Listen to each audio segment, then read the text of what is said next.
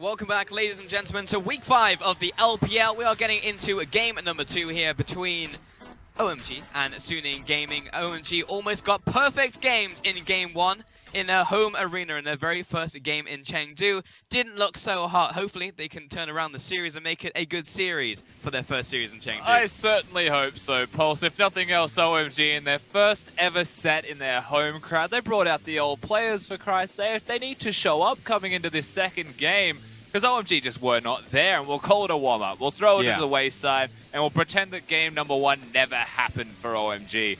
On Sunin's side, they looked very good, and that's a consistency you want to see continue through the rest of this set, whether it's 1 or 2 remaining games, because they just look good. There's nothing else you could really say about Suning Gaming. They drafted smart. Clement mentioned the Echo into his ear. It has very good push, so mid was unlocked. They worked very well as a 2v2, jungle and mid, which is where OMG said they need to work on as their strengths coming into this set. So Suning just did it better. Yeah, I mean, that's definitely what Icon said, but, you know, we have to call a spade a spade. The bottom lane was an absolute disaster for OMG. Jericho now coming in today to try and sub in for that role, but it was, what, 30, 40 CS down, 2 items down by the end of the game, and it was just a major problem. Like, the bottom dives just became too easy. Bot tower gets crushed, and it got to the point where Fury is like, you know what? Just leave up the lane. I'll keep farming this one out, and then we can knock it down whenever, and that's exactly what happened. I will say it was a full map-wide problem for OMG. It wasn't just the bottom lane. Like, yes, they lost the trade, right? So they were down significantly in experience. They were getting zoned away. It was level 6 to 4 when the dive happened, which is significant. But the dive wouldn't have happened if the bottom lane and, if the jungler and mid lane were not unlocked.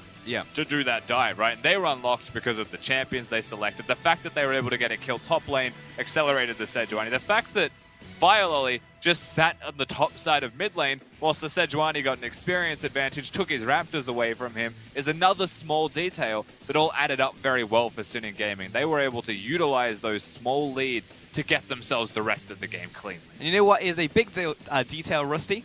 You know what just happened in the top lane? Casual just came in for Xiang. Oh, not Aatrox. So in comes the Aatrox player. And I don't know if it was necessarily a problem in the top lane. As you said, it was across map, bottom lane, top lane, mid lane, jungle. Like, there was a bunch of problems across the board. We'll see if Casual can actually make that happen, because Xiang, I actually don't even remember the last time that he didn't play in top lane. Yeah, Xiang not playing is, it's always a miss for OMG. They used Casual in the Demacia Cup, which was pre-LPL Spring of this season. We saw him play. It's the reason we call him the Aatrox guy. Mother of 1v2s, son of playing Aatrox. First of his name, of course, and the only one, hopefully, out of all of the Aatroxes in the world. I don't like the champion, personally. But he plays it. He's a wild card. And I think that's something that we'll have to look towards with Casual. Can he actually throw a spanner into the works? Can he do something differently? Or is he just going to be thrown to the wayside in the same way that Xiang was? Well, any top laner who plays something off-meta is someone who I will like. So hopefully we get to see an Aatrox today, or anything in the top lane. You are casting, Pulse, so we're not going to see it. I am indeed. That is true. I am the curse. That is indeed the curse. It's never happened. Unlucky. So we'll probably see something meta out of him today, most likely, as we get into this matchup. Aatrox main first picks Maokai. Feels bad, man. God damn it, Pulse. Actually just goes straight up tank. Yeah, rest in peace. But we'll see.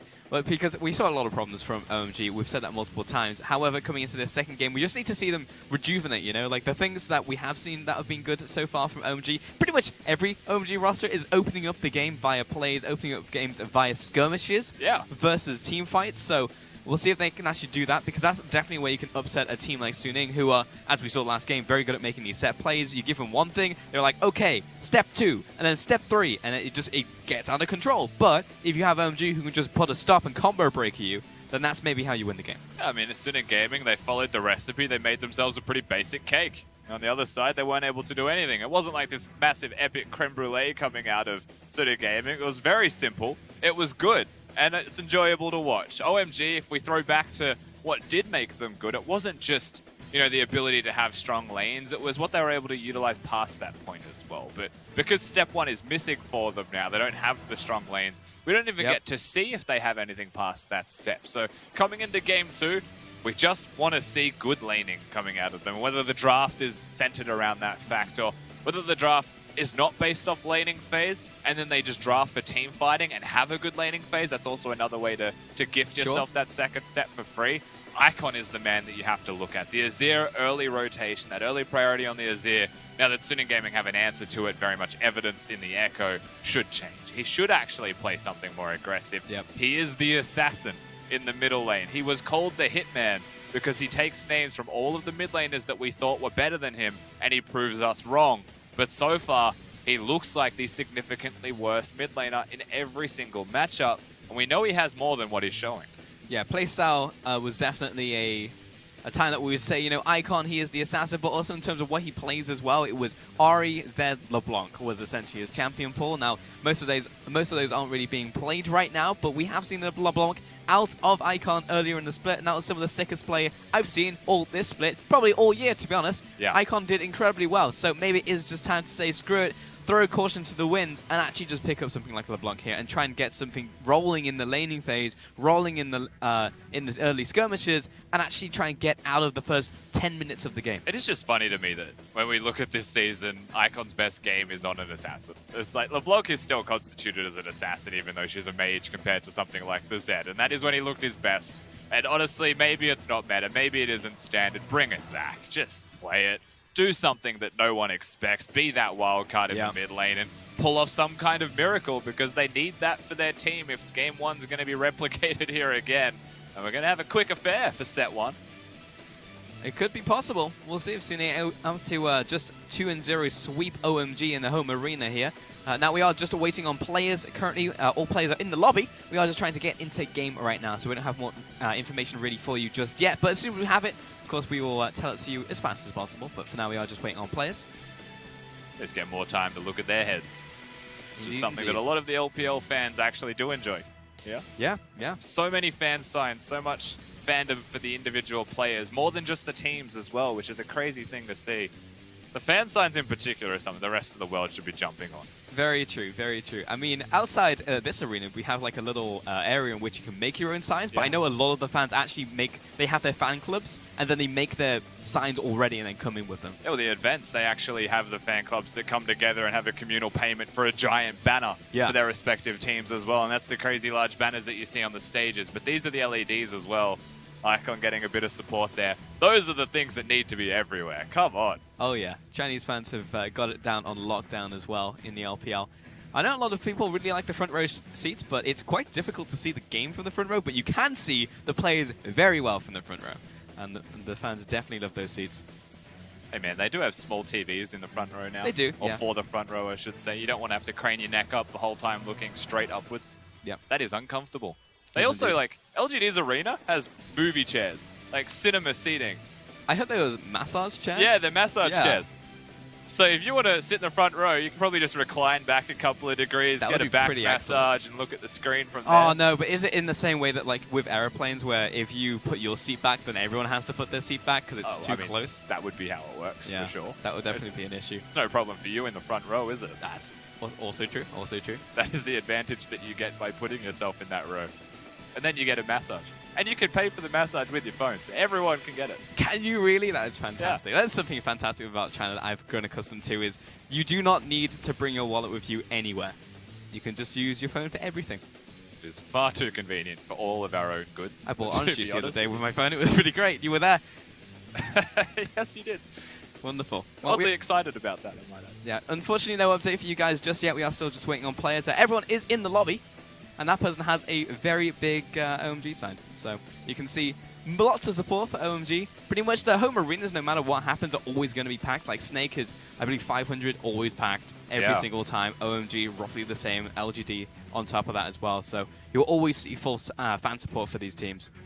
There is a really cool thing to note about that, you know, that the regionalism being there, the pride of having a team in a home arena in your state is a very big reason to want to support those teams. OMG now being in Chengdu, the first team to be in Chengdu as well, and presumably the last with how the LPL is expanding around the entire country, means that there is a reason to go there every single week. You know who's going to be playing, and that is your home team that is going to be playing. If you were an OMG fan before today, that's even better. But if you weren't an OMG fan, well, now you have every reason to be one just because you live in that state. And that is something that is super exciting for all of these teams. LGD in Hangzhou, Snake in Chongqing, and then currently the rest of the teams, of course, being in Shanghai.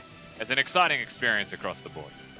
And we also have Chelly coming back into his AD carry role. So he is actually alive and well. He's just managed to be subbed in here into the second game. So did look like it was a conscious decision coming out of the OMG roster to bring in Jerko into the game 1. But now that it's actually gone down to crunch time, it is actually going to be Chelly who's going back to his rightful position as AD carry.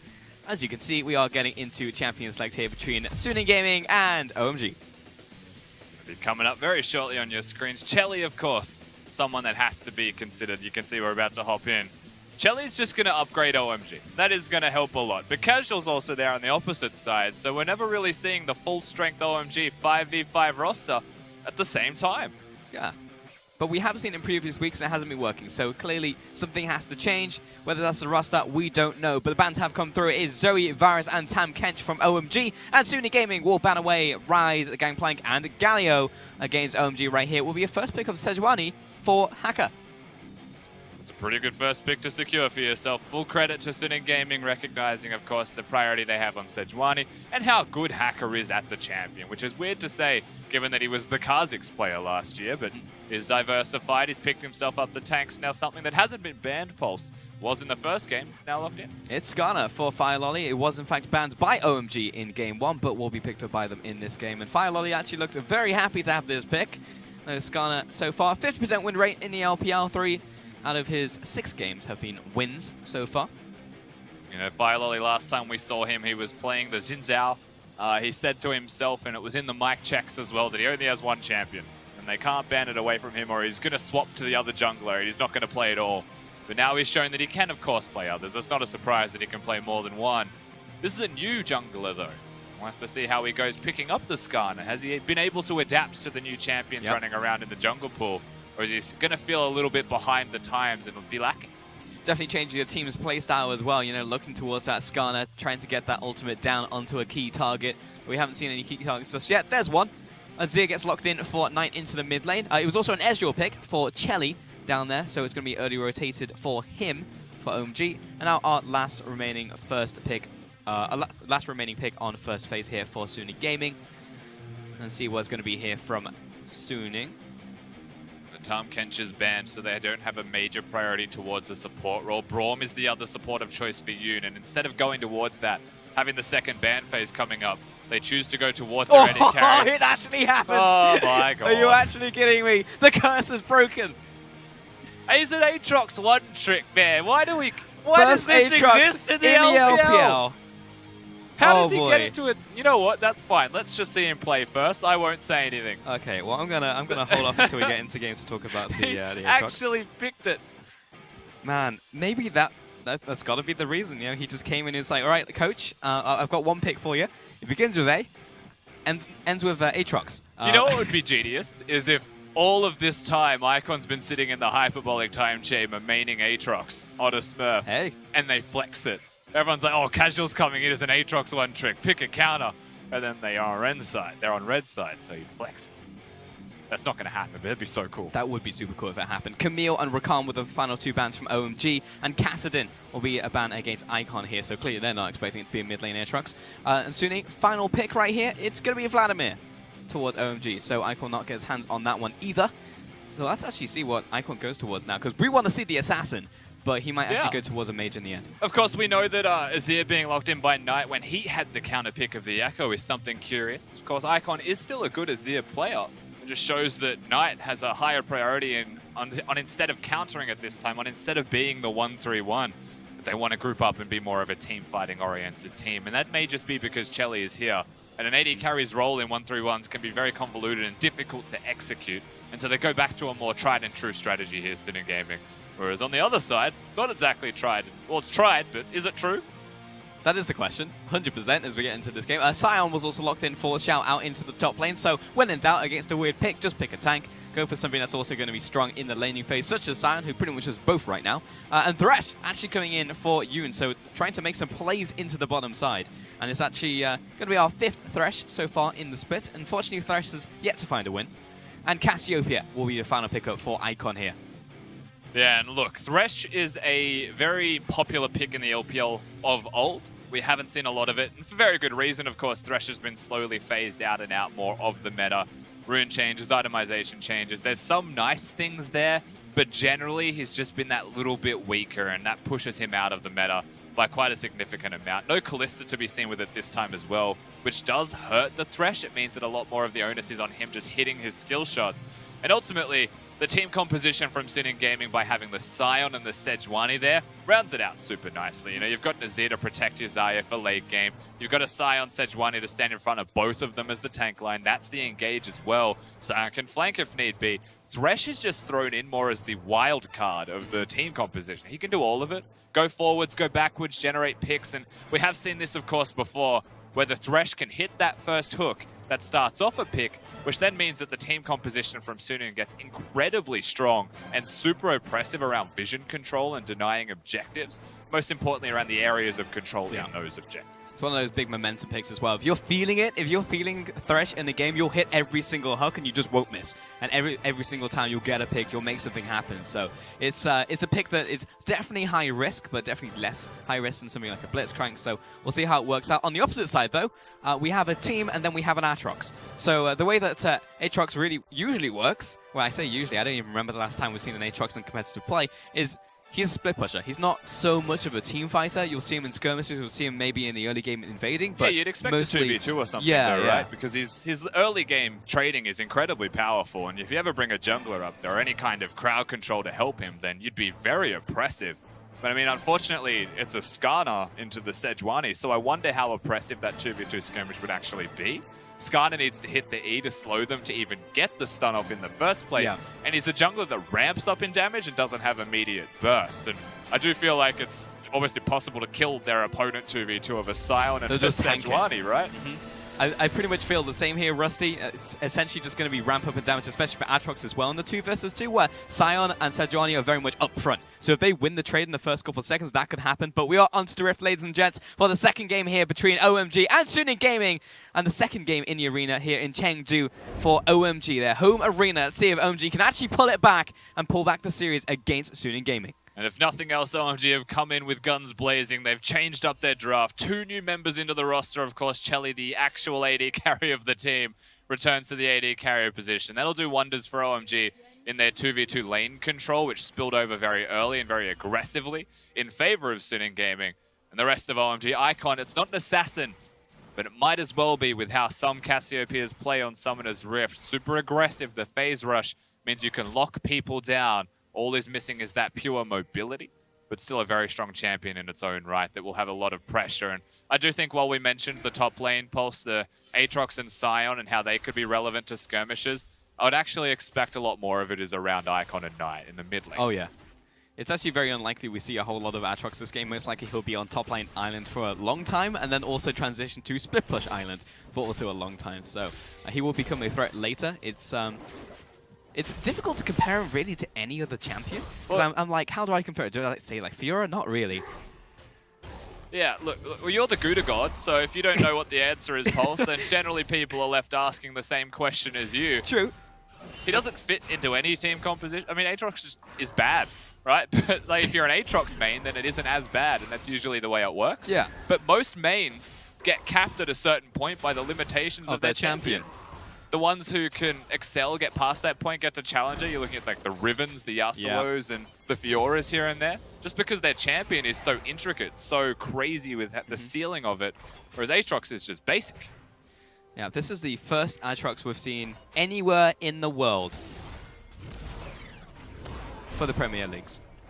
He's meant to have good early I trading, actually don't see it for any league whatsoever. So I'm pretty sure this is the only Aatrox we've ever seen. But Haka looking for this top lane gank. He has been warded out, however.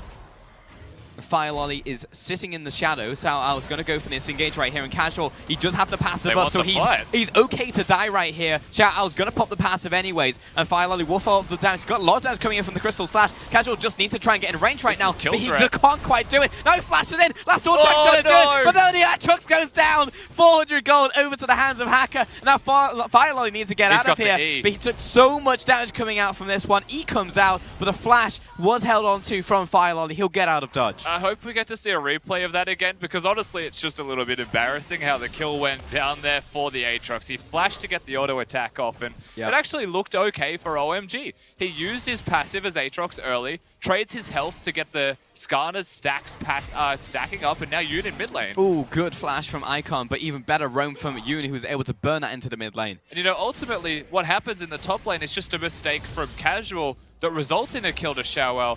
He didn't respect or fully understand the hitbox of a Sion's Q. Yeah. And that was the difference in the end, where we just saw the merit in the 2v2 trade, the 2v2 skirmish, and what a Skarner and Aatrox were capable of. And we just saw the exact worst case scenario by a mistake from OMG. And that is so unfortunate now, because Aatrox needs a bunch of time to catch back up in this lane. He's not going to be able to dominate it in the 1 versus 1. At least for Casual, you can say, well, I just died early. We should definitely give the pick another shot if it loses in this game. But it's just really, really unfortunate, because we don't get to see a full game where you start on equal footing now from the Aatrox. And amazingly, of course, that has spilled over to the rest of the map, which is unsurprising to see. Now, before we even talk about that, Firelolly is looking bottom. He wants to get a gank off. You're also looking at his runes. And of course, he's gone towards Inspiration Tree. There's a lot of Predator. This is one of the first unsealed spellbooks that we've seen from Skarner's and from Skarner in general in a competitive setting. Usually the way that would work is if you have to take it or you really want to take it, you can swap out your flash, or you can swap out your smite as you hit later on into the game for a ghost or a cleanse as you see fit. And that is one of the strengths that it provides for a Skarner who needs a lot of mobility to be successful. And that's why a lot of Skarners go for Predator. Yeah. Because that basically gives you a ghost. It means that you don't have to run ghost, you go flash, and then you can Predator at people. But Unsealed Spellbook has its own merits, particularly for the second summoner spell being away from a smite. And also at the same time, you have reduced cooldown reduction on your summoner spell, so if you just want to become a flash ult bot as you get to the late game, you can always guarantee it's going to happen. That feels bad, getting knocked out of the air by the Q from Xiaowao. We get to see the runes in from an Aatrox. If you're an aspiring Aatrox player in the top lane, go Resolve second, right here with Conditioning. Precision first tree is going to be Press the Attack, Triumph, Alacrity. And actually, he wants to be low health. This is one of the first times I've actually seen Last Stand versus Coup de Grace. Yeah, of course, that's a matchup-based thing as well, going Last Stand into a tank that'll poke you down during laning phase, increasing your laning trades. And Aatrox is, of course, one of those lifesteal champions that does find himself low health all of the time. So I do like that part from Casual. Of course, Press the Attack helping a lot with an attack speed and slow-based build. But it just doesn't look good, doesn't feel good. Nothing about this is something that you'd be comfortable saying, this is going well, if you're Casual. Yeah, another gank coming in right here. Level 6 from Casual, but it's not going to help him a whole lot here. Knocked into the wall, has the blood well, but as soon as he comes back up, ready to go. Firelolly coming in for the counter gank. Casual just needs to try and get out of this one. Actually turning it around onto Xiaowao. Pops him into the passive. Massacre comes down for the damage. Turns it into a 1-for-1 trade. That's just pretty inexcusable from Xiaowao. Casual with the extra auto attack range as well. Gets the attack speed and picks himself up a kill. And Xiaowao was just trying to crowd control him, whilst the Nazir was coming up from the mid lane anyway. So instead of respecting that, he takes the risky play, wants the crowd control and the guaranteed kill, and is made to pay for it. And suddenly Casual, he has a kill. He's equally as strong as Xiaowao is in the top lane 1v1. And it could be a lot worse for OMG. It could, honestly. And if you think about it, I'm actually not sure if Xiaowao knows how Aatrox works, right? Because like if you think about his kit, how many players even know what Aatrox does, right? His ultimate is, it's a mini nuke. Yes, it actually does damage on activation. It gives you extra attack range. It basically just makes you stronger in a fight. And you want to know how I know that? How do you know AP that? Aatrox. Have you ever played Earth with AP Aatrox? So good. Okay, in comes Xiaowao once again. Good dodge coming in from Casual, but unfortunately he has no Bloodwell this time, so this time he's just going to die. Hacker's able to tank the tower with the use of Aftershock. Bot lane, however, trading off, but looks like they will back away here. Though, that's a good lockdown onto Chelly coming in from Fury. He can keep moving forward on this Xayah. Yeah, really nice return from Fury to be able to trade. And of course, Xayah has got the push in the 2v2, which unlocks bush control for you to try and get more and more picks. And also it was a nice trade at the start from OMG. We've also seen Yoon leave lane once already. He's been unlocked. He's been able to make these big plays across the map simply because of the push that Xayah has. But OMG, they know he's pushing, and they want to try and answer at any opportunity. Man, after all of that, we saw another death in the top lane there for Casual. So 1-3 currently on this Aatrox. Feels bad, but honestly, if you don't know what it does, just keep ganking it. Eventually something's going to give. Aatrox only has one real escape, and that's in this Dark Flight, and it has a pretty long cooldown as well. Also, not that long range, so very easy just to predict where he's going to go and actually just keep chasing him down. And from what I know, it can't be cancelled, but it gets cancelled a lot. Yes. But it can't be cancelled. It can't be cancelled, but we definitely saw it get cancelled like twice this game already. So if you see something that looks out of the ordinary, like he's going through a Malphite ultimate as an example, then that's because it can't be cancelled. But if you see a Scion knock him up and it gets cancelled, it's because he's Aatrox and he shouldn't be played.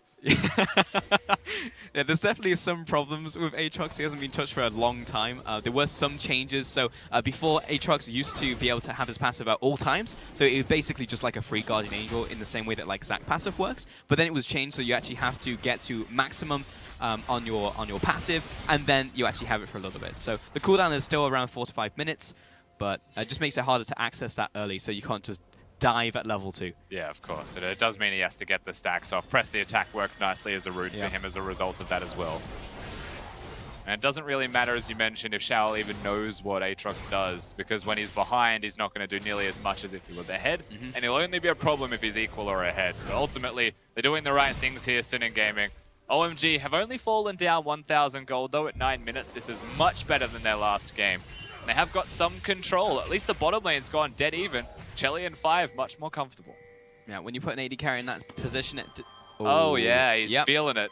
And they saw it on a ward too. Oh, that's embarrassing. Yeah. I mean, if it's in your own jungle, like only your team sees it, maybe you just don't draw attention to it, then, you know, maybe no one will ever notice ever. But that was on a ward. He was feeling angelic. Everyone from Suning will see it.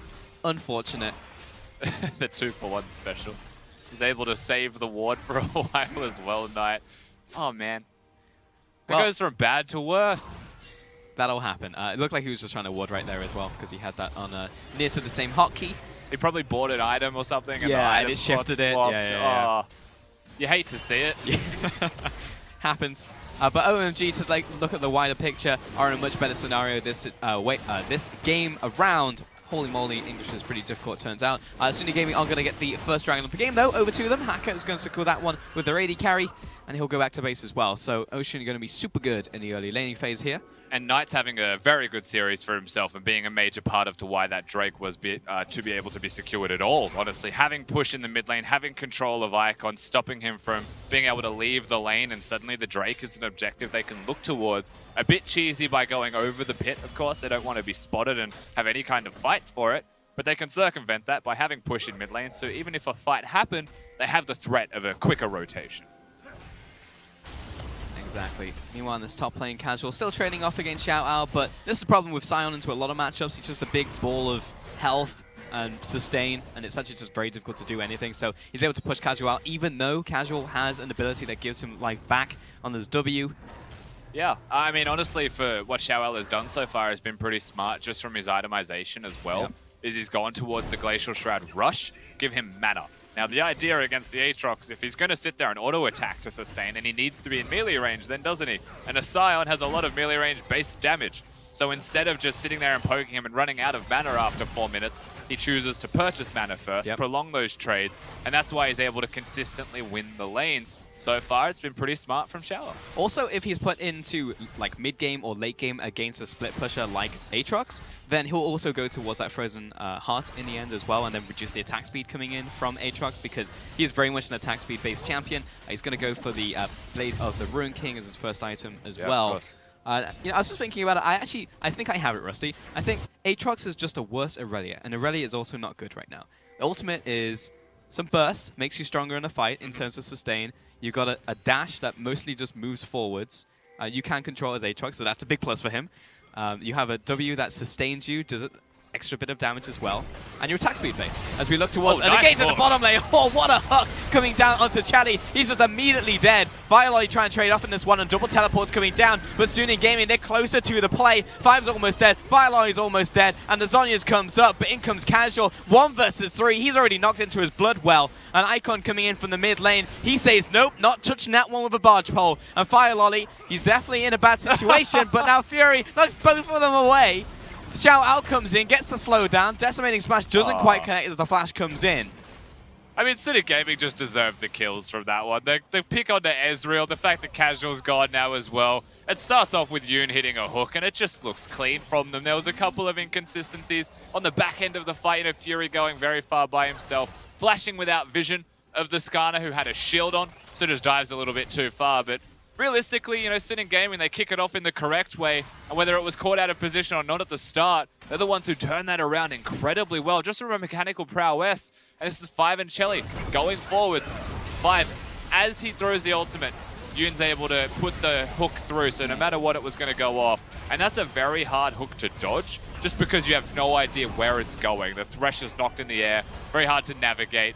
Now we get to watch the back end of the fight, of course. Casual and 5 in a very bad position. 5 will survive. Casual's just left to die.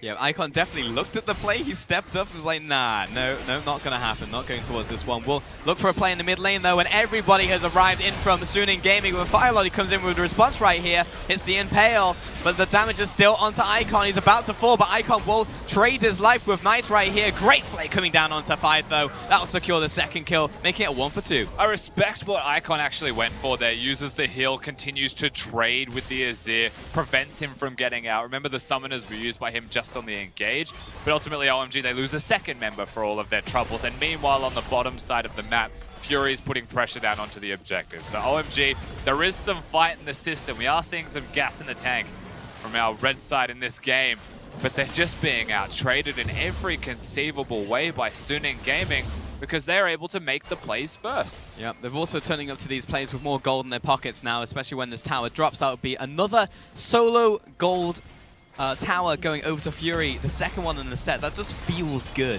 getting so much extra gold over to yourself, though Fury potentially getting caught here. Yeah, I spawned Gauntlet for Chelly, so he does need to ult. No slows to come on, and Firelolly and Hacker are just going to say g'day, but Hacker wins that one no matter what. Here we go. Oh, great play. Oh, no. Oh, misses the play. Unfortunate, but Hacker still lands the ultimate. Knight coming in here as well, has the damage to deal, and Icon doesn't have the ultimate, doesn't have the flash, and no summoner spells, so eventually he will die. And the pressure that a Sejuani and a Thresh can exert, using the summoner spells to close distance as well. Doesn't matter that the Flame misses ultimately, because the Sejuani does have the ultimate, and there was nowhere left for Icon to go. So a second turret starts to get pressured. Firelolly, always late to the party. It's because it wasn't a party, and he wasn't invited, but he crashes it a little bit late. It's already gone. And well, we've gotten definitely caught up in these skirmishes, because there have been a lot of them in this game. This game is starting to look very much like game 1 here, Rusty, where it was just play after play. The tower's gone down in the bottom lane, mid tower soon to follow, top tower is also very low. That needs to be attended to right now before it drops. So this game is slowly getting out of hand here for OMG. Absolutely, and I mean, contrasting games 1 and 2, there was just a faster acceleration earlier into the game for Suning Gaming when they're able to make that one work for themselves. They just get early picks. This time around, it does take a little bit longer, but at the end of the day, they're still doing the exact same acceleration, just at a later stage they started. Yeah. In the top lane right here, Xiao did end up finishing the Frozen Heart in the end, plus he's got an extra bunch of health coming in from that Ruby Crystal, and just because he's Scion, so there's not a whole lot that Casual can really do just on these base stats right here. Jumps in with a Dark Flight into a Decimating Smash. That's probably not what you're going to do in terms of trading right there. Casual may have to just back away. I think he'll probably just end up hitting these Krugs so he can get some health back. And he'll actually get health back from those Krugs, you would imagine. Of course, the Blade of the Ruin King with his passive, but the turret in the top lane is now under fire, and Aatrox is missing from that lane. Probably just going to go down by itself. And that's another free turret for Suning Gaming. And we talk about that acceleration. Yep. OMG did not draft like we suggested they should, which is a bit of a better laning phase as winning lanes go. This might be okay. Here they go again. Casual engaging onto Xiao Ao. He's also got Firelolly chasing after as well on this Skarner. But because he's got the ultimate in the Massacre... Oh, just kidding. Yeah. Yeah, that's always a problem. So if you're Casual right there, definitely want to try and block that, because that is Sion's get out of jail free card. So unfortunately, he'll just run away. I mean, Firelolly kind of walked from the lane, didn't really go for a flank, like wrap around by any means. So the Sion seeing this, knowing of course Casual, he doesn't have his flash, it's a couple of seconds away. Yep.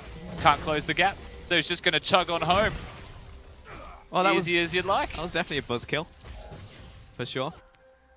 But yeah, Sion gets to go back to base. Now he's just building more health. Looks like he's going towards the Warmogs as well. This is maybe Xiao does know what to do against against Aatrox, because he's itemizing almost perfectly right here. It's just becoming the most annoying brick wall you've ever seen against an attack speed split pusher. I do think Xiao is a very smart player. I remember the conversations of EDG actually wanting to pick him up before they found themselves Ray. And like, Xiao knows what he's doing when it comes to playing League of Legends. Yeah, I mean, he's a man of culture. He plays allowing himself. And so. maybe he doesn't know what to do against an Aatrox, but he knows what to do against a split pusher. And everyone knows that what little you see of Aatrox is going to be split pushing. So just build yourself against that appropriately. I mean, he's smart enough to do that aspect of it perfectly fine. And it's definitely paying off for him because Casual, even though he's 1-4, still has kill threat here and there on his side. That's just the nature of Aatrox. But run away, Casual, because right here, you do not want this. Ultimate comes down. Nice lockdown onto Casual. He doesn't have the passive, and he's just going to die almost instantaneously tonight. Teach now comes into the mid lane. Sion's looking for it. Knock up onto Braum. He's also locked down. There's the hook as well to follow. The Thresh pick coming to pay dividends.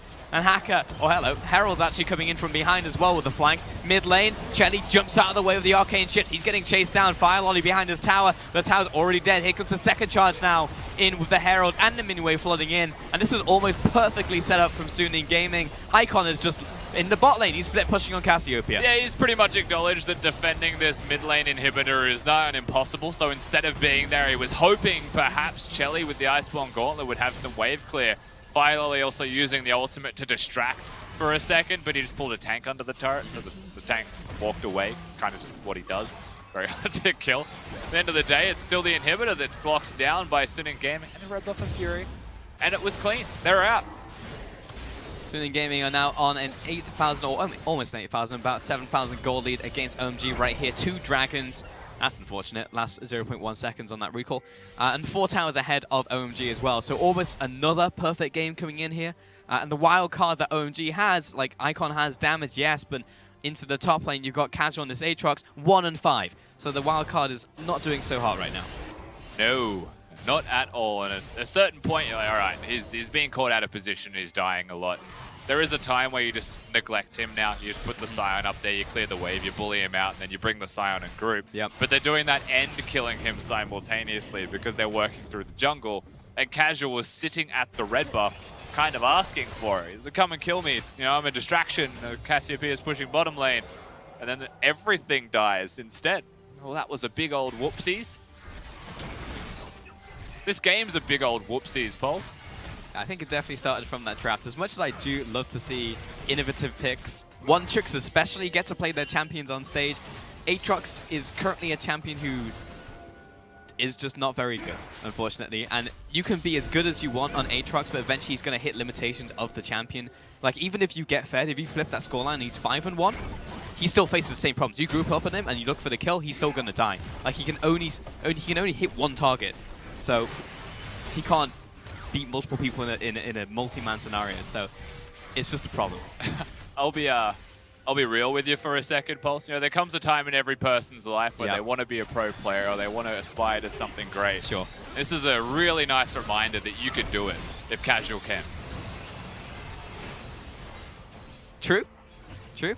Because we've also seen other things from him. Like, we saw him in Demacia Cup that he played Aatrox. In Demacia Cup as well, Yes, yes, we did. We did see that, but he also plays things that aren't Aatrox. Looking towards this top jungle now. Suning Gaming have complete control right here. OMG are trying to contest. Yeah, it's the They Baron. have Skarner. Skarner is a potential to find a pick, but what's the counter to that? All sit together. Everyone stay together. Don't split up.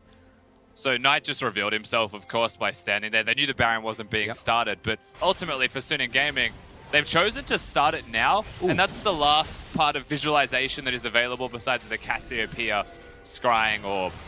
And once they have that down, and it is the last one, then things start to change with the Baron's being hard chunked and Philo is in the area. Oh, Chelly has to jump out at the last remaining moment there with the arcane shift. Baron's starting to reset though. Suning did not fully commit to this one. Hacker was low, though he does have the Warmog, so they can make another play. They can afford to do that. Fury, however, is not someone that is running a crazy amount of lifesteal. He has to be a little bit more respectful, and they've caught someone. They've found Yoon right now. He's going to be impaled, locked down, and killed right here. But here comes the engage from Hacker. They're going to try and play this one front to back. 5 is almost dead. and is dead. In fact, Casual trying to turn this one around though with his team, chasing down Xiao Ao. Hacker's too low to really respond right here, but Knight and Fury still have the damage. OMG have to be respectful. And OMG, once again, they are still fighting. They take all of the extra efforts that they can to stop the Baron from going. They're trying their best to hold on to this game.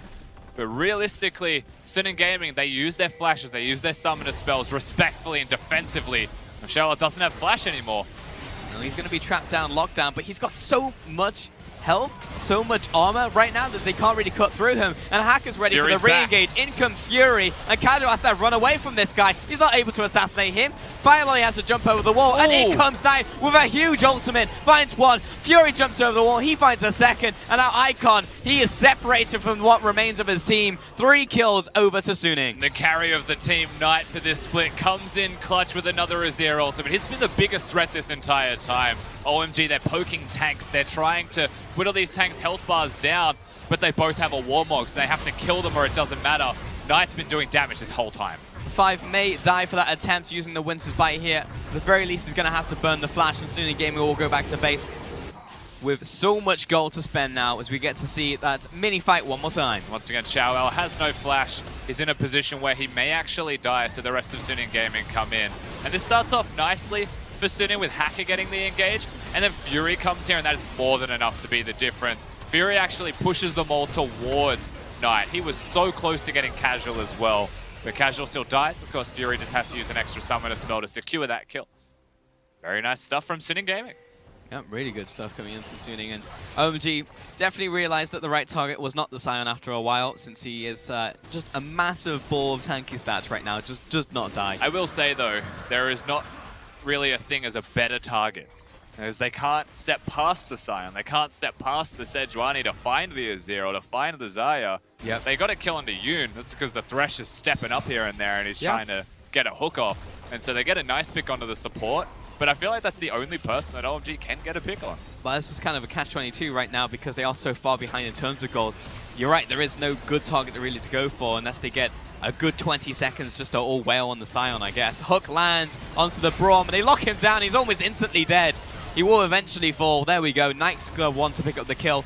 Yoon takes a bit of chip damage coming in there, but that's the power of Thresh. You land a hook, especially at this stage in the game when you have this much damage, they're going to die. And this comes back to the full team composition we mentioned of SNG Gaming as well. They have a really nice 4-man comp. Scion also going forwards now, and they threaten the tower. Oh yeah, Xiao Ao's feeling it. That's a great hook onto Icon as well. He's going to be stalled from doing damage, but OMG still looking to move forwards right here, trying to back up Casual, but he's going to die. Oh. The hook goes slightly wide, but the objective right here is the tower, and Suning definitely have that one. Lots of zone again. Sejuani has the Warmog. Scion has the Warmogs. They're able to get some life back. And it means that OMG really struggling to try and push them away. Chelly's doing the best he can with that red buff. Lots of damage was coming out of him, but it doesn't mean the difference. Yoon's low, Knight's low, but still looking towards this mid in here because the bot lane has been cracked. Icon is back from the grave. Though Yoon is actually just completely by himself separated, so Shelly's going to get a kill right here. 5 has been locked down once again. He's only just respawned. He's going to be sent back to the Death Chamber and has another knock-up onto Firelolly. He's going to get the Impale down, but onto Hacker. So, Chelly's not sure they have the damage. Right now. Icon still chasing after, and Chelly coming in here, getting his constant slows. A teleport as well from Casual. Xiao Ao's going to die, and he's trying to catch up right now with his passive, Glory and Death. Not quite going to get in range. Unfortunately, problem with Scion and his passive, but Hacker getting slowed down right here. The chase is good still from OMG. Knight's actually going to turn this one around, it looks like. Or Fury's going to turn this one around because he does so much damage. Goodbye, Casual. Cannot stack up his blood well. Icon looking to lock them up from behind. Lands, the Miasma goes down. Featherstorm opening up some distance. Chelly over the wall. Firelolly trying to get involved, but Icon now taking a bunch of damage. Knight just wants to get in range with Conquering Sands. Icon turning it around once more. Lands the ultimate. Petrifying Gaze over the wall comes in, but Icon once again chipped. Double Daggers comes in, almost dies. So close, but the top tower is really the main objective. That's being knocked down by these minions. Such a prolonged fight, very elongated. Icon with barely any health is able to just barely get away. Unfortunately for OMG, their base isn't going to completely die. They get to live for one more fight. However, SNG Gaming, they recognize how the map is in its current state, and that they can afford to take these crazy fights that do prolong the engage's duration, because their top lane is pushing, their mid lane and bottom lane are pushing. it was starting to crash onto the Nexus turrets. And so they play this one out slow. They aim for the targets. They've still got their sights on the prize in the end. And they start working towards it. But Chelly is 1v9ing. Like, let's just take a second to appreciate how big of an upgrade he is for OMG in the AD carry position. He gets the kill on the Yoon himself in the fight at the start of it all. He's the one going forwards. His ultimate hits both carries. And he is trying his absolute little heart out to keep this game going. And he's honestly playing very well. Yeah, he really is. He's really trying, but unfortunately the team is just way too far behind right now. 12,000 gold at 28 minutes. Starting to look like game one again. We did see in the early game OMG look a little bit better. Were able to pick up some fights, some skirmishes, and actually stall the game. Vyloli wants to engage pretty much straight away. But this is what we need to flash the hook coming out here. Velastorm needs to come in, but knocked away by the Emperor's Divide, and he falls almost instantly here. Vi was trying to back him up, but the Skarner is dead. And Knight's looking for the re-engage. Yeah, he's going to have to flash out that one. That was a little too dicey. Actually not a bad trade from Knight in the end. Yes, the flash is gone, but Cassiopeia's ultimate means they can walk forwards with no hesitation and no reservations. The inhibitor will drop. That's the third inhibit. Minions are crashing onto the Nexus, so they can threaten to end the game right now. Double supers on the Nexus turret. No fire lolly right here. A 4 versus 5 and lots of damage coming in from the AD carry and mid laner. Chelly trying to poke away right now, but they need sustained damage, and that's not really what Ezreal offers right here. Chelly getting chunked out by Knight. He has to go back to the fountain. Both Nexus turrets are dead. And soon in gaming, they're turning onto the Nexus itself. OMG, they have to fight right now. In comes Vyloli trying to get something to happen, but OMG, Casual jumps in, gets the knock-up down, but the Nexus is about to slowly die to Hacker. Down it goes, and a clean sweep to Suning Gaming as they wipe OMG off the map in their home arena. And once again, we get to see the perfect example of Suning Gaming with a lead, how they could end a game. They do clean it. They close it out relatively cleanly. Game 1 was significantly cleaner than Game 2, but they still get the result that they're after in the end. And it shows how confident they are, how good they are at setting up objectives. And OMG's fans are still there. They're still supporting the team. But you're only left wondering, what was that from OMG? They got absolutely blasted, and there was no time, no chance, no opportunity for them to come back in the entire set. Yeah. Same problems we've seen in general from OMG recently, combined with the curse. That is the first game in their home arena, unable to break that one. Snake, LGD, and now OMG join that lineup of teams who have unable to find that first win. But Suning Gaming here definitely have to compliment them on their play today. The first game was immaculate, apart from that one death. It was a near perfect game. Second game looked very similar to the first. There was a back and forth Baron play, but apart from that, that was really good.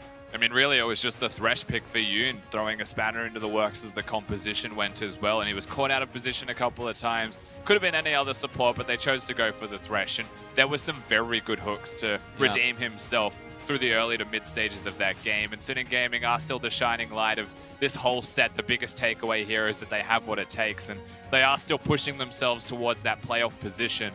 And in Chengdu's first set, in OMG's first home set, they dismantled the home team against the home crowd, and they do make themselves look like a fantastic team of 5. And we said this before the set, but we'll say it again. Suning Gaming are continuing to pick up wins against everyone below them, drop gains against those ahead of them, but if they're sitting in 3rd or 4th, that's still really good. It means that they'll go into playoffs, they'll be able to still come up with playoff contention.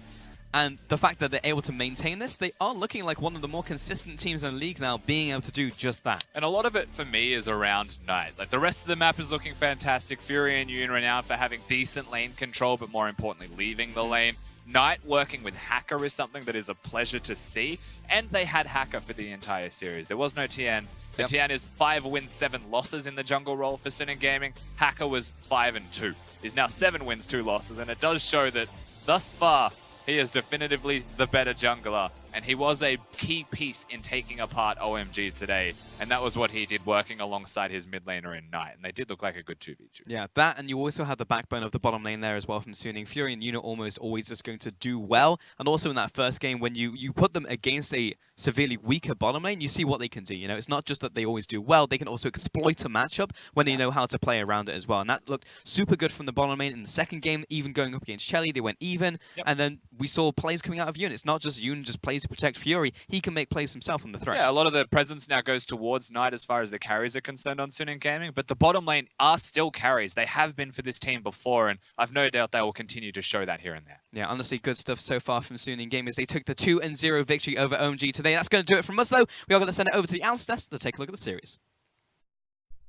Thanks, guys. And Clement, we just got to see the first professional Aatrox in a Premier League in 2018.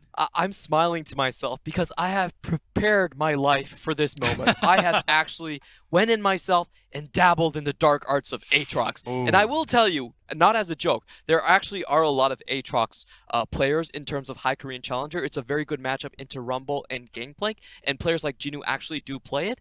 However, it's never going to be a blind pick champion. So I really laughed at Rusty's explanation. Rusty was like, oh, maybe Icon's playing it as like a counterpick to Zero, because that would actually make a lot more sense. Now, just to talk a little bit about Aatrox, what does this pick do and what is the game plan? So for Aatrox, you are a pure split pusher, and what you want to do is you want to snowball your lane. You're very, very oppressive. When you're in Massacre, you actually still count as a melee champion, so that works very well with Frozen Mallet and Black Cleaver. Once you get a snowballed ahead, people cannot go away from you. However, this game pretty much ended on the first gank, where Aatrox and Casual died, and he never got any chance against the Scion, even in a 1v1 matchup. That's when it kind of fell apart. Suning were able to accurately identify the weaknesses of OMG, and this is something that we actually have to talk about, because it seems like Suning have identified a more potentially systemic issue with OMG as a team, because now they find themselves at 2-6 in the standings, and we got to ask some questions. Yeah, we definitely do, and it really does seem like OMG, the implications for this series is that there's something outsiders don't know that's happening about this team. We saw Shiyang sit out, even though he had a pretty decent performance game 1. We saw Chelly sit out for game 1 again, even though he seemed fine. He did a karaoke sing and sat in for game 2. So there's definitely some coach decisions being made that we're not privy to, and we just hope that OMG can right the ship fast enough. Yeah, that is the hope for the team. Of course, big congratulations for Suning in taking that win. However, the second set is just about to begin. We've got Vici versus LGD. We're turning over to the new page. Now, this started at about 7 o'clock. We're going to catch you guys up with the picks and bans really quick. They're going to be on the bottom of your screen right here. You can see Vici running the likes of that Caitlyn, Ryze, Scion, and of course, on the other side, LGD taking the Gangplank, Ezreal, Orianna. And what we should really notice here is about Vici picking a composition that they can work with very well in the late game. This is a composition where you have a great frontline in Scion, you have a great damage in Caitlyn. And I've always felt that if Vici get a good teamfight composition, they can actually start winning games. We've seen this against RNG where they took a game off of them, and I'm going to call it right now. I actually feel like Vici today is going to be their first match win of 2018. Well, it certainly should be. I mean, they have got a lot to turn around if they need to claim a win here and start to pick up some momentum against the higher tier teams. However, that being said, our casters are ready to get us into game. So it's all yours.